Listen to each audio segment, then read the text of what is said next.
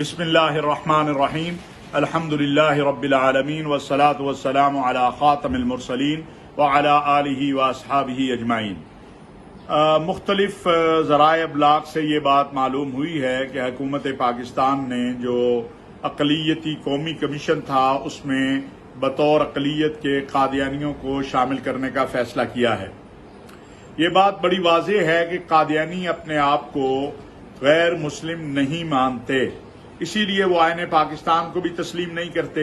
अब जब हुकूमत पाकिस्तान ने यह फैसला किया है कि कादियानी आईन पाकिस्तान के मुताबिक गैर मुस्लिम के तौर पर इस कमीशन में शामिल हैं, तो हम ये हुकूमत से मुतालबा करते हैं कि कादियानियों को इस कमीशन में शामिल करने से पहले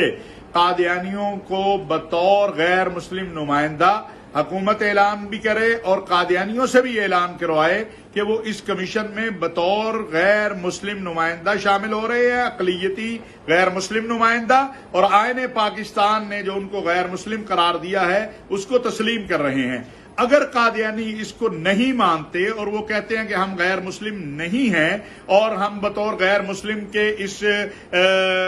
कमीशन में नहीं बैठेंगे, तो फिर हुकूमत पाकिस्तान को ये बात वाज़ेह होनी चाहिए कि इस कमीशन के अंदर कादियानी किसी भी सूरत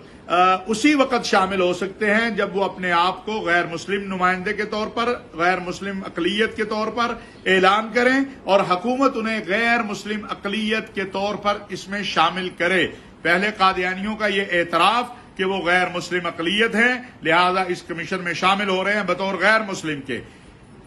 दूसरा, हुकूमत जो है उसने तो इसमें आया है जो अखबारात में है कि कादियानियों को गैर मुस्लिमों के उसमें शामिल किया है, लेकिन कादियानियों की तरफ से